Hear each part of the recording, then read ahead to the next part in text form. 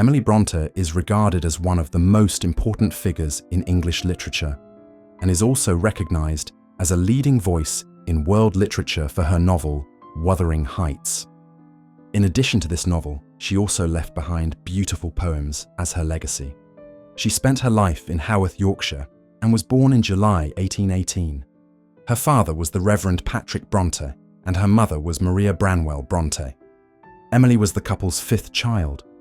Her older siblings were Maria, Elizabeth, Charlotte, and Branwell, her only brother, and the youngest, Anne. She lost her mother very early, in 1821, and an aunt, Elizabeth Branwell, her mother's sister, moved into the Brontë household to help raise the nieces and nephew. A few years later, in 1824, Tabitha Ackroyd joined the family, serving as the housekeeper. Affectionate and deeply involved in the Brontë children's lives, her cheerful presence was a relief from Aunt Elizabeth's austerity and strictness. It is speculated that Tabby, as she was lovingly called, was later portrayed in Wuthering Heights as the housekeeper Nellie Dean. Concerned about his daughter's education, Reverend Patrick sent them to Cowan Bridge School, a school for clergymen's daughters located in Lancashire. Only Anne did not go because she was too young. Unfortunately, the institution kept the children in rather unhealthy conditions, and the eldest girls, Maria and Elizabeth, came down with tuberculosis and died not long after beginning their studies there. Alarmed, Patrick decided to bring Charlotte and Emily back to the safety of home, where he himself became the girls' tutor. The Reverend's children were very close and enjoyed a childhood filled with play, long walks, and reading, always strongly encouraged by their father, who gave them free access to his library. There, Emily could lose herself among works by Lord Byron, Walter Scott, religious texts, and other writings, and she constantly listened to her father read newspaper reports aloud. One day, the Reverend arrived home with a wooden box as a present for the children. Branwell opened it, and he and his sisters were delighted. Inside were 12 toy soldiers that quickly passed from hand to hand. It didn't take long for them to become characters in various narratives written by the siblings, since all the children were immensely creative. Charlotte and Branwell invented a fictitious land called Angria as the setting for their stories. Emily and Anne created Gondal, an imaginary island located in the North Pacific, which became the stage for countless adventures.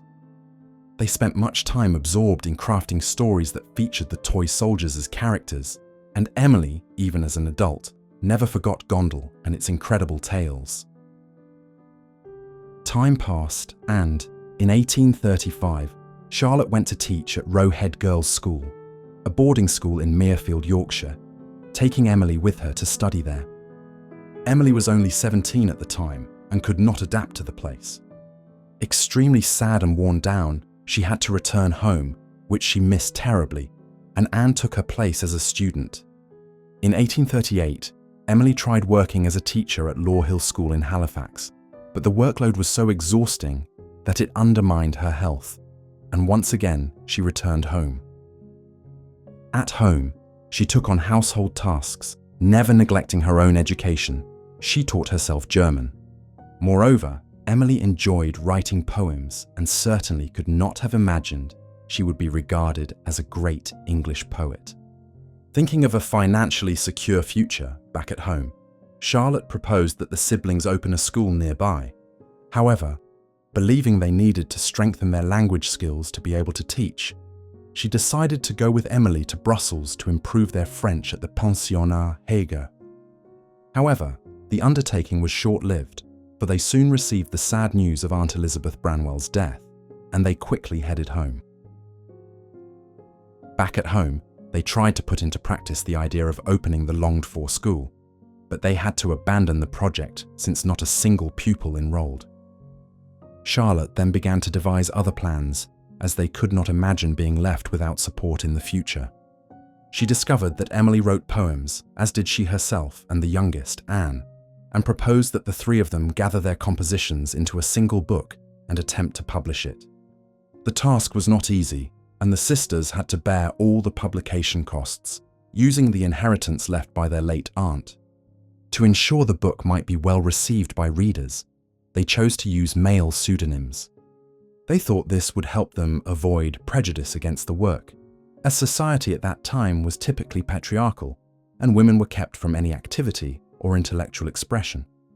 Emily used the pseudonym Ellis Bell. To the Brontes' disappointment, only 2 copies were sold, but none of them was disheartened, and they decided that each would henceforth devote herself to writing a novel to try for publication again. Charlotte wrote Jane Eyre, Anne wrote Agnes Grey, and Emily, in turn, devoted herself to writing Wuthering Heights. Initially, the public was captivated by Jane Eyre, and the novel was already in its 2nd edition when Emily and Anne also had their books published.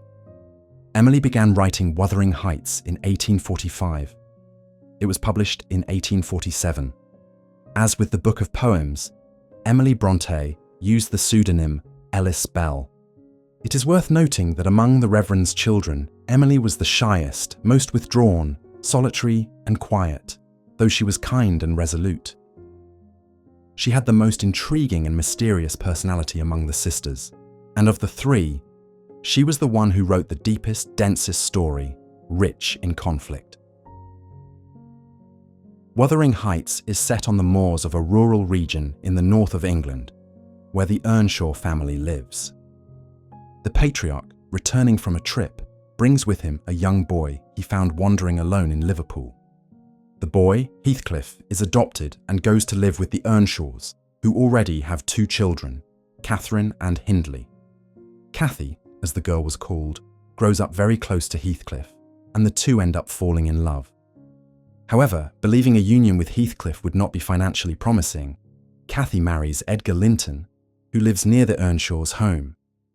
Feeling rejected by his beloved, all of Heathcliff's strong feeling for her turns into a desire for revenge. Obsession, prejudice, violence, love, and hate are some of the aspects addressed in this intriguing story, themes considered bold for the Victorian era. The book shocked readers of the time, who were not accustomed to such complex passages and intense emotions, and it was even considered immoral by the reading public. A year after the publication of her work, Emily and her sisters had to face the sad loss of their brother Branwell. With notable talent for literature and painting, he had all the makings of a gifted artist. However, he died at only 31 due to his abuse of opium and alcohol. Only 3 months later, Emily died of tuberculosis, also very young, at the age of 30, without even imagining that Wuthering Heights would become one of the most prestigious classics of world literature. Emily Brontë never married and had no children. Although marriage was the social norm and often the only aspiration considered proper for women in the Victorian era, Emily, like her sisters Charlotte and Anne, remained single. Her life was marked by profound reclusion, due in part to her extremely reserved nature and her strong family bonds, especially with her sisters and her father. Ironically, Emily's own life, lived outside the expected patterns of marriage and motherhood, contributed to the depth and intensity of her work, as she channeled her observations and passions into her timeless literature. The famous novel was adapted for film and television, resulting in several movies. And it also served as inspiration for Kate Bush, who in 1978 released Wuthering Heights, a hit inspired by Emily Bronté's fascinating work, which continues to attract readers around the world today.